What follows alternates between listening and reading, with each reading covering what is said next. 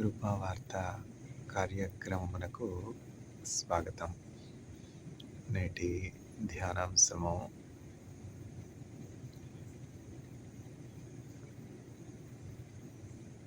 ఆదుకొనుట, sustaining. నీ భారము యెహోవా మీద మోపము, ఆయన నిన్ను ఆదుకొనును. కీర్తనల గ్రంథం 55వ అధ్యాయం 22వ వచనం.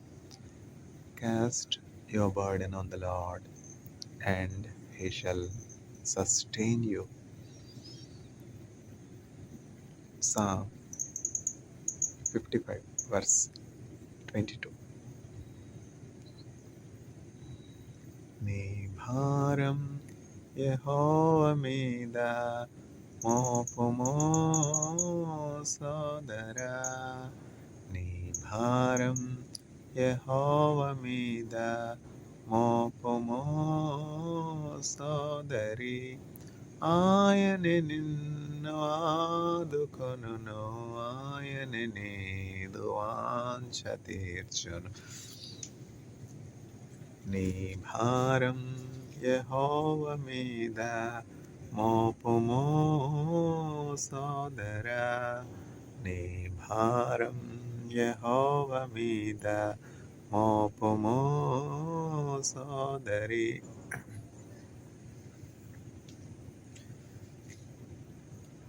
ఆదుకొనుట, సస్టైనింగ్. నీ భారము యెహోవా మీద మోపము, ఆయన నిన్ను ఆదుకొనును. కీర్తనల గ్రంథం 55వ అధ్యాయం 22వ వచనం.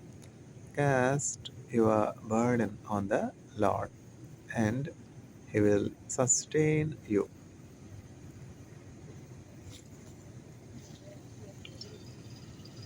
Psalm 55 verse 22.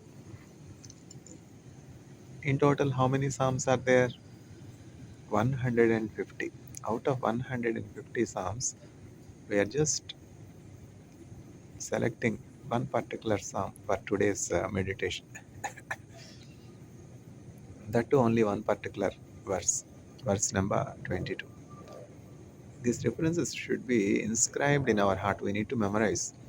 There used to be a missionary by name Andy McElry to the Church of God in Rajahmundry. While preaching, the missionary from probably Scottish missionary, used to share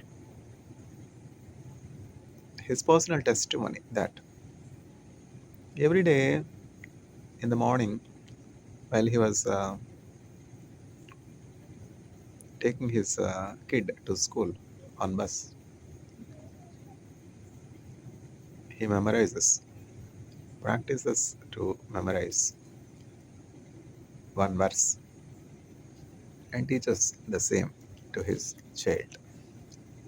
Teach the child the way he should go, so that he will not depart from the way when he grows up. We need to teach our children the word of God, because the word of God sustains them, gives them confidence in the time of hopelessness. Because each one of us has to go through our own share of problems, our own share of difficulties in this world. Then who will be with the children in their need? When they are children, parents will take care. When they grow up, who will be their caretaker? Who will help them? Who will strengthen them? Parents will not be there with children, no. One generation after other generation, we train our children. We build their lives. And each one of us has to pass from this world to other world, that is our heaven, our heavenly abode. We will be gathered with our ancestors in heaven, provided we receive Jesus Christ as our personal Savior for the atonement of our sins. Sin is the gulf that causes separation between man and God. This gulf will be only bridged through the cross. So There is no other name given in heaven or in earth for the forgiveness of sins of mankind but for the name Jesus Christ. This is the speciality of Jesus Christ. Why Jesus Christ? In no other name forgiveness of sins is promised but for the name Jesus Christ. Yesu namame namame ennatmavin gidame enne sare suvainan என்றும் ஏற்றி மகிழ்ந்திடுவேன். The forces of hell shiver when they hear the name Jesus Christ. వల్లమయుండు ఉండు అద్భుత వల్లమై అటుకుట్టిన రక్తతినాల్. There is power, wonder working power in the blood of the Lamb. Hell and the forces of hell fear the name Jesus Christ because hell was made empty with the advent of Jesus Christ into hell after crucifixion. The mystery. What Jesus did when he was buried for 3 days. The third day, Jesus Christ rose. On Friday evening, Jesus Christ was buried. What Jesus did? Jesus Christ was simultaneously present with the repentant thief, the thief that repented in the heaven with the Father. In the same time, Jesus was present in hell also and made hell empty. All the ancient saints' souls which were held as captive like Samuel and others, were taken, rescued, preserved, and taken into heaven. This mystery is great to understand. Only God can present Himself in two different places simultaneously. Jesus is God in man, God in flesh and blood. On the cross, Jesus made atonement for the sins of all humanity. Now, there is no more judgment for all those that receive Jesus Christ as their personal Savior and confess their sins. If we confess our sins, He is just and faithful that He will forgive all our sins and cleanses us from all our unrighteousness and makes us clean. The problem in India is cleanliness. There is a very nice professor in chemistry department, Professor Rangarao sir. Gangavarapu Rangarao sir. Gangavaram. So nice, no? When we remember Gangavaram, what comes to our mind? Beautiful beaches of Gangavaram. I myself visited Gangavaram while I was a MSc student in Andhra University. We used to go for picnic during Kartika Masam. Kartika Masam falls in the month of November or early in December, I suppose. During Kartika Masam, our friends, our classmates used to go for picnic. On one occasion, we went to Gangavaram. On other occasion, we went to Rishikonda. All around Visakhapatnam, there are beautiful places. Every now and then, we used to go for tour because Visakhapatnam is a beautiful place. There is Aruku Valley. Aruku Valley is another beautiful place. Bora Caves, and then Rishikonda, and then Gangavaram. Gangavaram Rangarao sir is a very nice chemistry teacher, and he is a very special person because he is very concerned about the society, humanity, the problems that human societies in India face, and the sustainability of human race. He is such a visionary professor. Regarding pollution in India, his concern is regarding pollution in India. On one occasion, when I was privileged to talk to him, Professor Gangavar Prangarao sir was telling, as we go on from Chennai to Andhra, with an increase in distance, the waste dumping grows. Such is the magnitude of growth of waste mismanagement as we grow from Tamil Nadu to Andhra. All over India, the same problem is there. I was there in Israel, I was there in Korea, I was there in China. Nowhere I have seen such waste mismanagement. The waste will be processed very effectively when the municipality, means corporation, Greater Chennai Corporation waste carrying truck goes, all the passers, all the travelers or pedestrians have to close their nose with kerchief. Such foul smell, such bad smell. We are really not having senses. Almost, I don't think people have got any sense. Senselessly, the materials are dumped into other person's compound, other neighbors' houses compound. This is not my place. Why should I bother? My place, if it is okay, it's fine with me. Why to dump our waste into others' compound? Why to abuse public places? If we do not know how to manage our own waste, how can we expect Greater Chennai Corporation, Deepak sir, to management waste? Within our family, we are not able to clean our house and keep our house tidy. How can we expect Deepak sir to clean Chennai? It's injustice done to Deepak sir, Greater Chennai Corporation Commissioner. So he has to make Chennai clean. It is not one person's job. It is the job and responsibility of each one of us. IIT is so clean. I am really privileged to have this calm environment. Outside, can I experience this calm environment? I somehow I am very much blessed. Wherever I go, I am blessed with some calm environment. Andhra University, such a beautiful campus.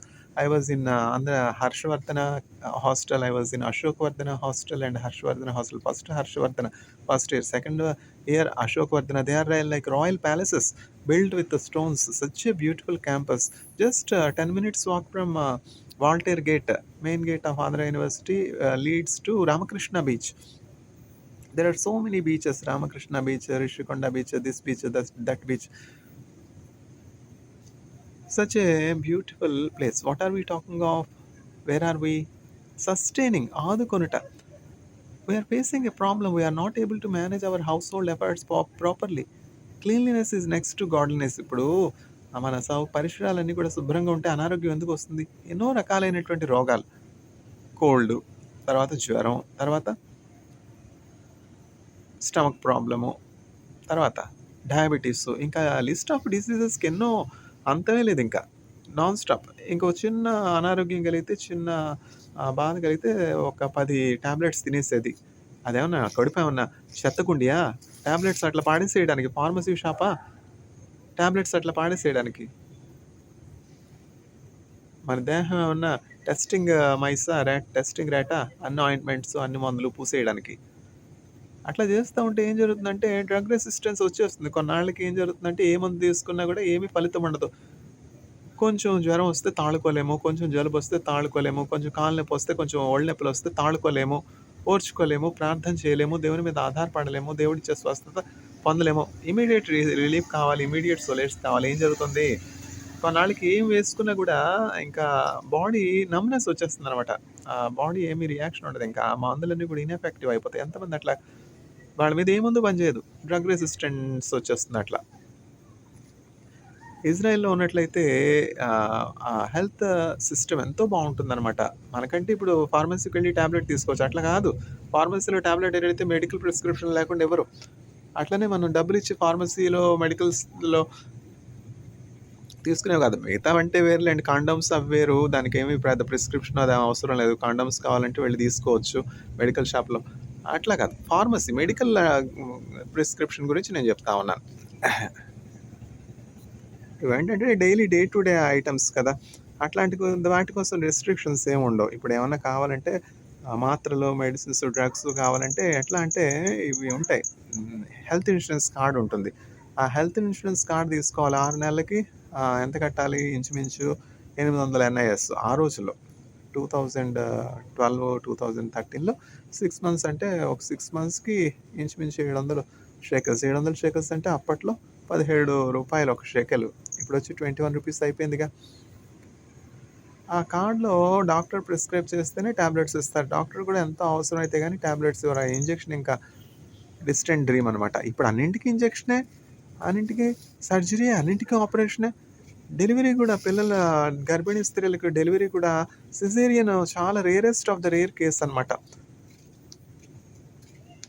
Israeli స్త్రీలు ఎంతో చురుకైనటువంటి వారు. లేడి పిల్లల్ని ఈనున్నట్లు వారు సులువుగా ప్రసవిస్తారు. అప్పటి నుంచి చరిత్రలో మనం చూసినట్లయితే వారు ఐగుప్తులో ఉన్న కాలం నుంచి హెబ్రూ స్త్రీలు ఎంతో చురుకైనటువంటి వారు అనమాట. ఎంతో ఆరోగ్యంగా ఉంటారు. ఎంతో దేవుని కృపను బట్టి చక్కగా ప్రసవం చక్కగా సులువుగా అయిపోతుంది వాళ్ళకి కాన్పు. ఈ కాన్పు అయ్యే పరిస్థితి మన దేశంలో చూస్తే ఎవరికి ఇప్పుడు కాన్పులు సులువుగా అవుతున్నాయి చెప్పండి?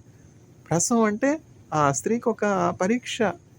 ఆ ప్రాణం నిలుస్తుందా ప్రసవంలో అన్నది ఒక పరీక్షగా మారింది. ఇప్పుడు అన్నీ కూడా నార్మల్ డెలివరీస్ ఎక్కడున్నాయి? అన్నీ కూడా surgeries. Israel rarest of the rare. అన్నీ కూడా నార్మల్ డెలివరీసే. ఎంతో సులువుగా డెలివరీ అవుతుంది. ఎందుకని? దేవుని ఆశీర్వాదం. మన మీద దేవుని ఆశీర్వాదం ఉండాలి. గర్భఫలం దీవించబడాలి. గర్భిణీ స్త్రీలు చక్కగా సుఖమైనటువంటి ప్రసవాలు, కాన్పులు ఉండాలి. పిల్లలు లేకపోతే ఏమిటి సంతోషం చెప్పండి? ఇప్పుడు ఎట్లా ఉందంటే, ఈ దేవుని వాక్యంలో చక్కగా చెప్పబడి ఉంది. కనని గర్భమును స్తన్యము ఇవ్వనటువంటి స్త్రీలను ధన్యులు అనే కాలం ఒకటి వచ్చుచున్నది.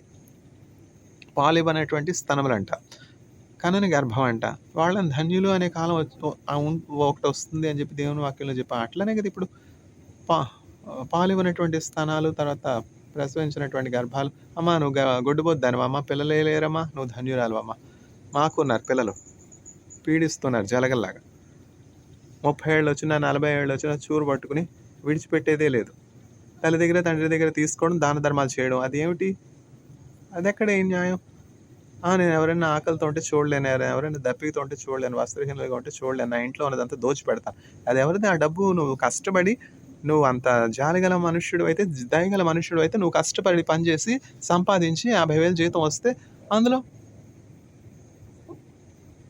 5,000 దానం చేయి. అది లెక్క. తనకు మాలిన ధర్మం మొదలు చెడ్డ బేరం కదా. 40 ఏళ్ళు 50 ఏళ్ళు వచ్చిన తల్లిదండ్రులు చూరు పట్టుకుని విడిచిపెట్టకుండా, వాళ్ళేదో కష్టంలో ఉండి ఇంకా మన మీద ఆధారపడి ఉన్నాడు ఇంకా అని చెప్పి ఇస్తూ ఉంటే, ఆ డబ్బుని తీసుకుని వెళ్ళి చలాచెదురు చేసి, పలానా వాళ్ళు ఆకలితో ఉన్నారు, పలానా వాళ్ళు అడిగారు, పలానా వాళ్ళు వస్త్రాలు లేకుండా ఉన్నారు, నీకే దిక్కు లేదాయే? నీకు దిక్కు సరిగ్గా ఉంటే, నువ్వు సరిగ్గా ఉంటే, నీ తల్లిదండ్రుల మీద ఇంకా నువ్వు ఆధారపడి వాళ్ళని జలగలాగా పీడించకుండా ఉంటే తల్లిదండ్రులకు సంతోషం కాదా? నిన్ను అట్లా తల్లిదండ్రులు చూడగలరా? వాళ్ళ మీద ఆధారపడితే 40 ఏళ్ళు వచ్చినా 50 ఏళ్ళు వచ్చినా. అమెరికాలో కానీ ఇజ్రాయెల్లో కానీ 18 ఏళ్ళు వస్తే ఇంకా ఇంట్లో ఉండేదే లేదు. వాళ్ళు ఇండిపెండెంట్ అనమాట. మేము ఇండిపెండెంట్ అంటారు వాళ్ళు పిల్లలు. చక్కగా వాళ్ళ లైవ్లీహుడ్ వాళ్ళు చూసుకుంటారు. ఏమన్నా అవసరం అయితే ఫైనాన్షియల్ హెల్ప్ పేరెంట్స్ చేస్తారనుకోండి, అది వేరే విషయం. ఇంకా ఇంట్లోనే ఉండి గబ్బిలాగా, జలగల్లాగా ఆ చూరు పట్టుకునే ఇంకా గబ్బిలం ఉంటుంది కదా, గబ్బిలం అని ఎవరు రాశారు? గురు జాషువా గారు ఒక చక్కని కవితా గ్రంథం రాశారనమాట. చక్కని గబ్బిలం, పేదవాడి జీవితం. గబ్బిలంలాగా చూరు పట్టుకుని ఇంకా వృద్ధాప్యం వచ్చిన తల్లిదండ్రులను విడిచిపెట్టకుండా వాళ్ళ నగ నట్ర అమ్మేసి వాళ్ళకి వచ్చే పెన్షన్ దోచుకుని త్రాగుడికి అలవాటు పడి, వ్యసనాలకు అలవాటు పడి, వాళ్ళని కొట్టి వాళ్ళని బాధ పెట్టే పిల్లలు ఎంతమంది ఉన్నారు చెప్పండి? అందుకని చెప్పి వచ్చిందనమాట ఈ సామెత. కనని గర్భమును పాలివ్వనటువంటి స్తనములు ధన్యములను చెప్పు కాలం వచ్చుచున్నది. ఆ కాలం వచ్చింది కదా. త్రాగుడు వ్యసనం, పని చేయడు, ఏంటి ఇంకా తల్లిని కొట్టేది, తండ్రిని కొట్టేది, వాళ్ళకి వచ్చే పెన్షన్ 4 డబ్బులు దోచుకునేది, వెళ్ళిపోయేది, త్రాగేది. తన తండ్రినైనను తల్లినైనను దూషించి వాని కనులు లోయి కాకులు పీకును. వాడు అంధుడైపోతాడు. తల్లిని కానీ తండ్రిని కానీ దూషించేవాడు కానీ. మాతృహంతకులు, పితృహంతకులు అంత్య దినములు అపాయకరమైనటువంటి కాలములు సంభవించిన మనుషులు సజ్జన ద్వేషులుగా ఉంటారు, దూషకులుగా ఉంటారు, హింసకులుగా ఉంటారు, దేవుని నామాన్ని దూషించేవారిగా ఉంటారు, దేవదూషణ చేసేవారిగా ఉంటారు, ఇంకా మాతృహంతకులుగా ఉంటారు, పితృహంతకులుగా ఉంటారు, అనురాగరహితులుగా ఉంటారు. ఇవన్నీ చెప్పారుగా పౌలు రాశాడు తిమోతికి. అంత్య దినములు అపాయకరమైనటువంటి కాలములు సంభవించిన మనుష్యులు డాంబికులు, సజ్జన ద్వేషులు, స్వార్థపరులు, బింకములు, అబద్ధికులు, మాతృహంతకులు, పితృహంతకులు, ధనాశపరులు. చూడట్లా ఇప్పుడు భూలోకం అంతా నిండింది అదే కదా. ఈ క్రొత్త సంవత్సరంలో దేవుని కృపలో మనం అందరం కూడా ఇవన్నీ కూడా విడిచిపెట్టేసేయాలి. నేను చూడలేకపోతున్నాను, నా పక్కన ఎవరైనా ఆకలితో ఉంటే నేను చూడలేను. ఆ తల్లిదండ్రులు వృద్ధాప్యంలో వాళ్ళ ఆకలి కొని, వాళ్ళ కష్టంలో ఉండి వాళ్ళని దోచుకోవడం నీకు చూడగలుగుతున్నావా? ఇది ఎక్కడ న్యాయం? అది హెల్ప్ అంటారా? దాతృత్వం అంటారా? చేతకంతనం అంటారా? ఏం మాయరోగం?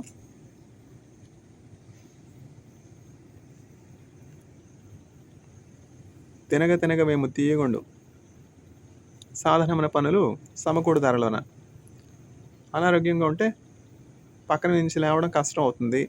సాధన చేయాలిగా, లేచి కూర్చోవాలిగా, మోకరించి ప్రార్థన చేయాలిగా.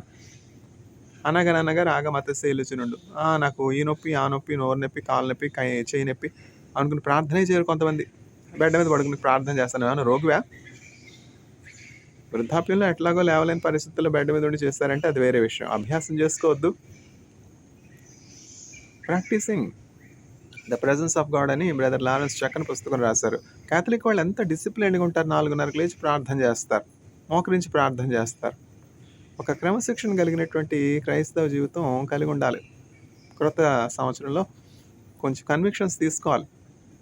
నా తల్లిదండ్రులకి నేను భారంగా ఉండను, నా తల్లిదండ్రులని ఇంకా ఇబ్బంది పెట్టను, వాళ్ళని బాధ పెట్టను. ఎవరు తల్లిదండ్రులని సన్మానించేవారు దీర్ఘాయుష్ కలిగి ఉంటారు. తల్లిదండ్రుల చేత దీవించబడినటువంటి వారు ఆయుష్, ఎందుకని అర్ధాయుష్తో చేస్తూ ఉన్నారు. 30 ఏళ్ళకే చచ్చిపోతూ ఉన్నారు, 35 ఏళ్ళకే చచ్చిపోతూ ఉన్నారు. కార్ యాక్సిడెంట్ అండి, చచ్చిపోయాడండి. ఉరిపోసుకున్నాడండి, చచ్చిపోయాడండి. డ్రగ్ అడిక్షన్ అండి, చచ్చిపోయాడండి. తాగుడు అలవాటు అండి, ఆఫీస్కి వెళ్ళాడు, గుండెపోటు వచ్చి చచ్చిపోయాడు. ఎంత వయసు? 30 ఏళ్ళు. ఎందుకని? తల్లిదండ్రుల దీవెన ఎక్కడుంది? నీవు భూమి మీద దీర్ఘాయుష్మంతుడు అగినట్లు నీ తల్లిని, నీ తండ్రిని సన్మానించాలి. తల్లిని, తండ్రిని సన్మానించేవారు దీర్ఘాయుష్ కలిగి ఉంటారు.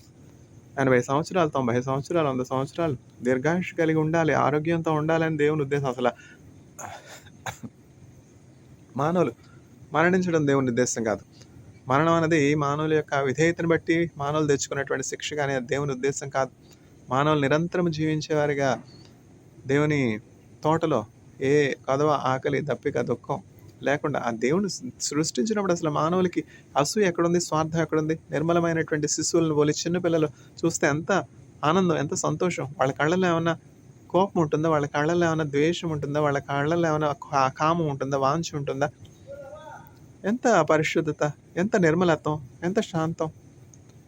అమ్మా నాన్న నన్ను చూసుకుంటారు, పాలు నాకు ఇస్తారు ఆ సమయానికి. ఏమిటి ఆ పిల్లల యొక్క ధీమా ఏంటి, ధైర్యం ఏంటి? అట్లాంటి నిరీక్షణ కలిగినటువంటి వారిగా, విశ్వాసులుగా దేవుడు మానవులు చేశాడు. దేవుని మీద ఆధారపడడం మానేసి సాతానుడు దాసులై సడలిపోయినారు. అక్కడ వచ్చింది ఆ విధేయత వల్ల వచ్చింది మరణం. మానవులు మరణం కొరకు శుద్ధించబడాల. అసలు ఇప్పుడు చూడండి, మల్లెపూలు చూస్తే ఎంత సువాసన, సన్నజాజి పూలు చూస్తే ఎంత సువాసన, లిల్లీ పూలు చూస్తే ఎంత సువాసన, గులాబీ ఎంత పరిమళ వాసన. వీటన్నింటికంటే దేవుడు మనల్ని శ్రేష్ఠులుగా సృజించారంటే, మనం సృష్టి ప్రారంభంలో ఎట్లా పాసి నోరు పెట్టుకుని గబ్బు కంపు కొట్టే కడుపు పెట్టుకుని లేము. ఇప్పుడు డాక్టర్స్ ఏమైనా ఆపరేషన్ చేయాలి, సర్జరీ చేయాలి, మాస్క్ లేకుండా సర్జరీ చేయగలరా? కడుపు ఓపెన్ చేయగలరా చెప్పండి? చేయలేరే. కడుపు ఓపెన్ చేస్తే కంపు, నోరు తెరిస్తే కంపు. ఎక్కడి నుంచి వచ్చింది ఇదంతా? కరప్షన్. ఇదంతా మరణమునకు మానవుడు దగ్గర అవుతూ ఉన్నాడు. ఇంకా బెడ్ మీదే మలమూత్రాదులు జరిగించేవారు కొంతమంది ఉంటారు పేషెంట్స్. ఎంత దౌర్భాగ్యం, ఎంత కష్టం, ఎంత బాధ. కోమాలోనికి వెళ్ళిపోయారు సావిత్రి గారు. ఎన్ని మాసాలు, ఎన్ని సంవత్సరాలు కోమాలో ఉన్నారు. ఎంత దుఃఖం. ఇంకన్నీ మలమూత్రాదులన్నీ కూడా బెడ్ మీదే. ఎంత బతికి ఇంటనక చచ్చినట్టు. ఎందుకని? అందువల్ల దేవుడు మనకిచ్చినటువంటి సమయాన్ని, వనరుల్ని మనం జాగ్రత్తగా ఉపయోగించుకోవడం నేర్చుకోవాలి. క్రొత్త సంవత్సరంలో దినములు చెడ్డవు కనుక మెలకువ కలిగి ఉండాలి. బెడ్ మీద ప్రార్థన చేసుకుంటానంటే నువ్వేమైనా రోగిస్తాడువా? నాకు అనారోగ్యం, డ్రగ్ మెడికల్ రియాక్షన్ వచ్చింది. ఎందుకు వచ్చింది మెడికల్ రియాక్షన్? అంత డ్రగ్స్ ఎందుకు తీసుకోవాలి? మందులు ఎందుకు తీసుకోవాలి? ప్రభా, నేను బతికితే బతుకుతాను, చేస్తాను, నేను మందే వేసుకోను, ఆయన బ్రతికిస్తావు చంపుతావు, నీ ఇష్టం. రెజల్యూషన్ తీసుకోవచ్చుగా. దేవుని మీద విశ్వాసం లేదా? ఎన్నో అద్భుత కార్యాలు చూసాం. ఇది ఎవరిని ఉద్దేశించి నా ప్రసంగం కాదు. ఎందుకంటే ఈ జాడ్యాలు, ఈ రోగాలు ఒక్కళ్ళు ఉన్నాయా? సాతానుడు అనేకుల్లో పెట్టాడు. తల్లిదండ్రులకు భారంగా ఇంకా గబ్బిలాగా చూరు పెట్టుకుని వేళ్లాడేవాళ్ళు. మా ఇంట్లో కూడా ఉన్నాడు ఒకడు, వాడి కోసం కూడా చెప్తున్నాను. నీచులు, దౌర్భాగ్యులు, మాతృహంతకులు, పితృహంతకులు, దేవదూషకులు, వీరందరి కొరకు నరకం సిద్ధంగా ఉన్నది. వాక్యసారం ఏంటంటే, మన భారం దేవుని మీద వేయడం మనం నేర్చుకోవాలి. దేవుని మీద మన భారం వేసినప్పుడు ఆయన మనల్ని ఆదుకుంటాడు నిశ్చయంగా. దేవుని మీద ఆనుకుని దేవుని నుండి సహాయం పొందుకున్నట్టు నేర్చుకోవాలి. దేవుని నుండి మనం ఏ సహాయం అయితే పొందుకుంటామో మన చుట్టూ అవసరతలో ఉన్నటువంటి వారికి అదే సహాయం మనం కూడా చేయాలి. దేవుని యొక్క సాక్షులముగా ఈ లోకంలో మనం జీవించాలి. వెలిగించబడినటువంటి కొవ్వొత్తు చూడండి, చీకట్లో చుట్టుప్రక్కల ఉన్నటువంటి వారందరికీ ఎంత వెలుగునిస్తుంది? చీకట్లో ఏమైనా చూడగలమా? వెలుగు ఉండాలిగా. అట్లా వెలిగించబడినటువంటి దీపాలుగా, సూర్యునిగా, చంద్రునిగా మనం ఉండాలి. మనంతట మనం వెలగలేం గానీ, ఇప్పుడు ఉపగ్రహం ఉంది. చందమామ. చందమామ అంటాం కదా! చంద్రుడు. చంద్రుడు తనంతట తాను వెలుగు ఇవ్వగలడా? ఇవ్వలేడు కదా! Satellite. Natural satellite of earth. ఆ సూర్యుడు నుంచి వచ్చినటువంటి ఆ వెలుగును ప్రతిబింబిస్తుంది. రిఫ్లెక్ట్ చేయడం వల్ల ఆ వెలుగు వస్తుందనమాట. అంతే కదా! అందువల్ల సూర్యుడి నుంచి వచ్చినటువంటి కాంతిని ఎట్లా చంద్రుడు ప్రతిబింబిస్తూ ఉన్నాడో, మనం కూడా మనంతట మనం జీవం లేనటువంటి వారము. మనలో ఉన్నటువంటి జీవం ఎక్కడి నుంచి వచ్చిందంటే యేసుక్రీస్తు ప్రభు నుండి వచ్చింది. ఆ జీవాధారం యేసుక్రీస్తు ప్రభు అని తెలుసుకోవాలి. ఎంత కరప్షన్. ఒకరోజు బ్రష్ చేసుకుంటూ ఉండాలి, తెలుస్తుంది. ఎవరైనా, నేనే కాదు, మానవులందరూ కూడా కుళ్ళు దేహం కదా, శపితమైనటువంటి దేహం కాదా, కృషించిపోతున్నటువంటి దేహం కాదా, కడుపు విప్పితే కంపు కాదా, ఒక గాయం వస్తే చూడాలి, ఒక అనారోగ్యం కలిగితే చూడాలి. ఎంతమంది బెడ్ రీడన్ అయిపోయి కష్టపడుతూ ఉన్నారు. ఈ దేహం చక్కగా పనిచేసినంత వరకే. ఒక కిడ్నీ ప్రాబ్లం వచ్చినా, ఒక లివర్ ప్రాబ్లం వచ్చినా, ఒక హార్ట్ ప్రాబ్లం వచ్చినా, బ్రెయిన్ ప్రాబ్లం వచ్చినా, అల్జైమర్స్ వచ్చినా అప్పుడు చూడాలి మానవుల యొక్క పరిస్థితి. ఇవన్నీ కూడా సాగినంత వరకు దేవుని యొక్క విలువ మనకు తెలియదు. ఈరోజు మనం సజీవులుగా ఉన్నామంటే, మన శరీరంలో ప్రతి అవయవం చక్కగా పనిచేస్తుందంటే అది కేవలం దేవుని కృప. దేవుడిని మనం స్తుతించవలసినటువంటి వారమై ఉన్నాం, మహింపరచవలసినటువంటి వారమై ఉన్నాం. దేవుడు చేసినటువంటి మేలులను బట్టి మన చుట్టుపక్కల ఉన్నటువంటి కష్టంలో ఉన్న వారికి, వికలాంగులకి, నిరుపేదలకు, ఆకలితో ఉన్నటువంటి వారికి మనం ఉపకారం చేయవలసినటువంటి వారమై ఉన్నాం. ఎందుకంటే మనతో కూడా వచ్చేది ఏంటంటే మన డాలర్స్ కాదు, మన అపార్ట్మెంట్ కాదు, మన పిల్లలు కాదు, మన తల్లిదండ్రులు కాదు, మన రక్త సంబంధులు కాదు. మనతో వచ్చేవి ఏంటంటే మన ధర్మకార్యాలు. వారి క్రియలు వారి వెంట వచ్చును. మన క్రియలు మన గురించి సాక్ష్యం చెప్తాయి. అవన్నీ కూడా దేవుని ఎదుట మనం తీర్పులో నిలబడినప్పుడు పలానా దినమున మనం ఏ మేలు చేస్తామో ఆ మేలన్నీ కూడా మన మీద సాక్ష్యం చెప్తాయన్నమాట. వారి క్రియలు వారి వెంట వచ్చును. పరలోకానికి వెళ్ళేటప్పుడు మంచి క్రియలను తీసుకుని వెళ్ళవలసినటువంటి వారమై ఉన్నాము. Cast your burden on the Lord and he will sustain you. He shall never let the righteous to be shaken. ఆయన నీతిమంతులు ఎన్నడూ కూడా కదలనీయడు. ఎవరు నీతిమంతులు? యేసుక్రీస్తు ప్రభుని కలిగినటువంటి వారే నీతిమంతులు. May the Lord bless the audience and give grace to audience and sustain them by having faith in Jesus. Amen.